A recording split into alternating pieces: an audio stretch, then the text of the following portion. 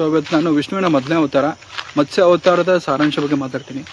ಏನಕ್ಕೆ ಈ ಅವತಾರ ಬಗ್ಗೆ ಮಾತಾಡ್ತಿದ್ದೀನಿ ಅಂದರೆ, ಈಗಿರೋ ಸಮಾಜ, ಈಗಿರೋ ಕಲ್ಚರು ಇದಕ್ಕೆ ಅವತಾರಕ್ಕೆ ತುಂಬ ರಿಲೆವೆಂಟ್ ಇದೆ. ಸೊ ಅದ್ರಗೋಸ್ಕರ ನಾನು ಮಾತಾಡ್ತೀನಿ. ಸೊ ಏನಾಗುತ್ತೆ, ಒಂದಿನ ರಾಜ ಮನು ನದಿ ಹತ್ರ ಹೋಗಿರ್ತಾನೆ. ಸೊ ರಾಜ ಮನು ಇಡೀ ಮನುಷ್ಯ ಜಾತಿನ ರಿಪ್ರೆಸೆಂಟ್ ಮಾಡ್ತಾನೆ. ನಾ ರಾಜ ಮನು ಬಗ್ಗೆ ಮಾತಾಡ್ತಿದ್ದೀನಿ ಅಂದರೆ ಇಡೀ ಮನುಷ್ಯರ ಬಗ್ಗೆ ಮಾತಾಡ್ತಿದ್ದೀನಿ ಅಂತ ಅನ್ಕೊಳ್ಳಿ. ಸೊ ರಾಜ ಮನು ಈ ನದಿ ಹತ್ರ ಹೋದಾಗ ಒಂದು ಚಿಕ್ಕ ಮೀನು ಬಂದ್ಬಿಟ್ಟು ಒಂದು ಕೇಳ್ಕೊಳ್ತೆ ರಾಜ ಕಾಪಾಡೋ ನನ್ನ, ಒಂದು ದೊಡ್ಡ ಮೀನು ನನ್ನ ಭೇಟಿ ಆಡ್ತೈತೆ. ಸೊ ಇವತ್ತು ನೀನು ನನ್ನ ಕಾಪಾಡಿದ್ರೆ ಒಂದಿನ ನಾನೇನು ಕಾಪಾಡ್ತೀನಿ ಅಂತ ಹೇಳುತ್ತೆ. ಸೊ ರಾಜ ಮನು ಏನೋ ಈ ಚಿಕ್ಕ ಮೀನು ನನ್ನೇನು ಕಾಪಾಡತ್ತಪ್ಪ ಅಂದ್ಬಿಟ್ಟು ಅವನು ಅದನ್ನ ಇಗ್ನೋರ್ ಮಾಡ್ತಾನೆ. But out of compassion empathy ಆ ಚಿಕ್ಕ ಮೀನ ಒಂದು ಚಿಕ್ಕ ಬೌಲಲ್ಲಿ ಹಾಕೊಂಡ್ಬಿಟ್ಟು ರಾಜಕ್ಕೆ ಕರ್ಕೊಂಡು ಹೋಗ್ತಾನೆ. ಸೊ ಹೆಲ್ಪ್ ಮಾಡೋಣ ಅಂತ ಹೇಳ್ಬಿಟ್ಟು. ಬಟ್ ಇದೇನು ಇಂಡಿಕೇಟ್ ಮಾಡುತ್ತೆ ಅಂದರೆ, ಇಡೀ ಅನಿಮಲ್ ಕಿಂಗ್ಡಮಲ್ಲಿ ಮನುಷ್ಯ ಅನ್ನೋದು ಒಂದೇ ಪ್ರಾಣಿ ಏನಂದರೆ ಬೇರೆ ಪ್ರಾಣಿಯ ಕಷ್ಟ ಅರ್ಥ ಮಾಡಿಕೊಂಡು ಸಹಾಯ ಮಾಡೋಕ್ಕೆ ರೆಡಿ ಇರ್ತಾನೆ. ಅದು ಹೆಂಗಂದರೆ ಪ್ರಕೃತಿ ವಿರುದ್ಧ ಹೋಗ್ಬಿಟ್ಟು going against law of a jungle. So law of a jungle ಏನು, ದೊಡ್ಡ ಮೀನು ಚಿಕ್ಕ ಮೀನು ತಿನ್ನುತ್ತೆ, ಶಕ್ತಿಯುತವಾದ ಪ್ರಾಣಿ ವೀಕ್ ಆಗಿರೋ ಪ್ರಾಣಿನ ಭೇಟಿ ಆಡುತ್ತೆ. This is the law of jungle. But ಮನುಷ್ಯನಿಗೆ ಏನೋ ಸಾಮರ್ಥ್ಯ ಇದೆ ಅಂದರೆ, he can break the law of jungle and he can mend the laws. Okay, ಅವ್ನಿಗೆ ರಾಜ ಮನುಗೆ ಏನೋ ಒಂದು ಮಾರಲ್ ಸಪೋರ್ಟ್ ಏನಂದರೆ, ಅವನು ಒಂದು ಚಿಕ್ಕ ಮೀನ ಹೆಲ್ಪ್ ಮಾಡ್ತಾನೆ ಅಂತ ಒಂದು ಮಾರಲ್ ಸಪೋರ್ಟ್ ಇರುತ್ತೆ. ಬಟ್ ಈ ಪ್ರೊಸೆಸ್ಸಲ್ಲಿ ಏನು ಮರ್ತೋಗ್ಬಿಡ್ತಾನೆ ಅಂದರೆ, ದೊಡ್ಡ ಮೀನನ್ನ ಮರ್ತೋಗ್ಬಿಡ್ತಾನೆ. ಅವನಿಗೆ ಮನಸ್ಸಲ್ಲಿ ಬರಲ್ಲ, ಈ ಪಾಪ ದೊಡ್ಡ ಮೀನು ಚಿಕ್ಕ ಮೀನು ತಿನ್ನಲಿಲ್ಲ ಅಂದ್ರೆ ಅದೇನು ಮಾಡುತ್ತೆ, ಹೊಟ್ಟೆಪಾಡಿಗೆ ಖಾಲಿ ಹೊಟ್ಟೆಲಿ ಸತ್ತೋಗ್ಬಿಡುತ್ತೆ. ಸೊ ಇದೇನು ಇಂಡಿಕೇಟ್ ಮಾಡುತ್ತಂದರೆ, ನಮ್ಮ ಸಮಾಜ, ನಮ್ಮ culture, it's A imperfect from its core. Okay,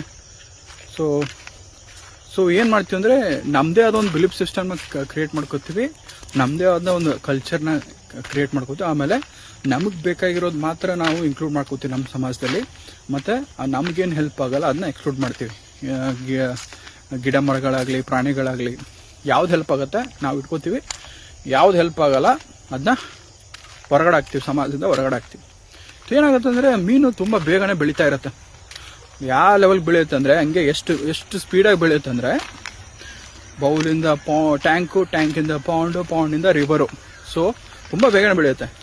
so ಬೆಳೀತಾ ಏನಾಗುತ್ತೆ ಅಂದರೆ, ಈ ರಾಜ ಮನುಗೆ ಈ ಮೀನು ಬೆಳೆದಂಗೆ ಅಕೊಮಡೇಷನ್ ಕೊಡುವಷ್ಟು ಒಂದು ಸಾಮರ್ಥ್ಯ ಇರುತ್ತೆ. ಸೊ ಅದರಿಂದ ಏನು ಮಾಡ್ತಾರೆ, ರಾಜ ಮನು ಅದಕ್ಕೆ ಅಕೊಮಡೇಷನ್ ಕೊಡ್ತಾ ಇರ್ತಾನೆ ಬೆಳೆದಂಗೆ. ಬಟ್ ಅವ್ನಿಗೆ ಥಾಟೇ ಬರಲ್ಲ, ಈ ಮೀನು ಆಲ್ರೆಡಿ ಬೆಳೆದೋಗಿದೆ, ಇದನ್ನು ನಾನು ಈಗ ಆಲ್ರೆಡಿ ಅದು ಇಂಡಿಪೆಂಡೆಂಟ್ ಆಗಿ ಇರ್ಬೋದು, ಈಗ ಬಿಡೋಣ ಅದು ನದಿಗೆ, ಅದ್ರ ಪಾಡೆಗೆ ಅದು ಬದುಕತ್ತೆ ಅನ್ನೋದು ರಾಜಗೂ ಬರಲ್ಲ, ಥಾಟ್ ಬರಲ್ಲ. ಆಮೇಲೆ ಸೊ ಇನ್ನೊಂದು ಸೈಡು ಮೀನುಗಳು ಇಂಡಿಪೆಂಡೆಂಟ್ ಆಗಿ ಇರೋಕ್ಕೆ ಇಷ್ಟ ಆಗಲ್ಲ. ಯಾಕಂದರೆ ಮೀನು ಅದು ಅದರದೇ ಒಂದು ಕಂಫರ್ಟ್ ಝೋನಲ್ಲಿ ಇದೆ. ಅದು ಬೆಳೆದಂಗೆ ರಾಜ ಅದಕ್ಕೆ ಜಾಗ ಮಾಡಿಕೊಡ್ತಾವನೆ. ಸೊ ಅದೇನಕ್ಕೆ ಇಂಡಿಪೆಂಡೆಂಟ್ ಆಗಿ ಇಷ್ಟಪಡುತ್ತೆ. ಸೊ ಅದು ಆರಾಮಾಗಿ ಹಿಂಗಿರುತ್ತೆ.